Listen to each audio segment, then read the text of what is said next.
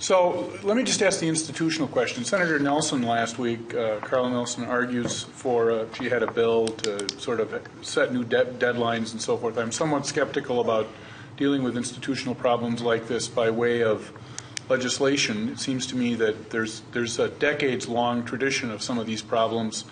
But is there some way to address these last-minute issues, the omnibus bill problem, so forth?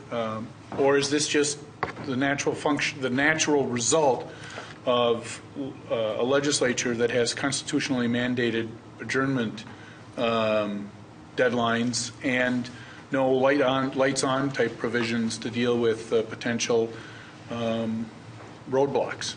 Senator, let me start with you. What do you think? I think there can be some improvements, and there should be improvements to help increase transparency, as we've all discussed here tonight.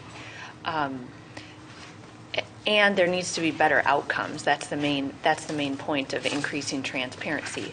The spreadsheet and the bonding bill language that passed over, had we passed it, we would have passed a bonding bill of about $1.1 million instead of $1.1 billion because the tally on the spreadsheet was wrong. This is what happens when you don't do things in a more open and transparent process, that we weren't even sure what we were voting on. I mean, it was not a good way to legislate, and it's not a good way for the public. I mean, I've gotten now in the past couple of days probably 24 emails from constituents who are concerned about the University of Minnesota, for example, and how their HEPR request was reduced significantly and some of their key projects were cut out of the bill. Well, you know why that was, in my opinion, why they were cut out? Because the legislature failed to act on a comprehensive transportation bill. If we would have passed a comprehensive transportation funding package, a lot of those projects that were smushed into the bonding bill would have been funded through a regular funding bill for transportation, which no one in the state says doesn't need to happen. The leadership and I think most legislators agreed that the need is $600 million in new funding for the next 10 years. And by squishing $300 million or $400 million of road projects into a bonding bill, we don't get there. We don't get there. So there needs to be, I don't know about Senator Nelson's bill idea in particular, but I do agree that to increase transparency and for better outcomes, the deadline should be backed up.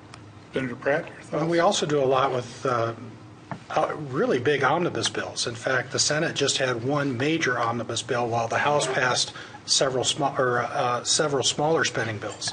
And that becomes hard for us to deal with and understand everything that's in them as well. I think we should have a 48-hour rule. That if we're going to do these, we need 48 hours from the point in time that it becomes available to members and the public before the last day of session. Now, you're right, we can't legislate that, but I think we hopefully will have the leadership and the determination to be able to do something like that. And that's what we as a Purple Caucus talked about. Any other thoughts on the institutional questions? And well, yeah, I could chime in, and I think under House rules, we could, or I should say joint rules in this case, we could set an earlier deadline. In fact, going way back a number of years ago, I used to advocate what I called the conference committee week.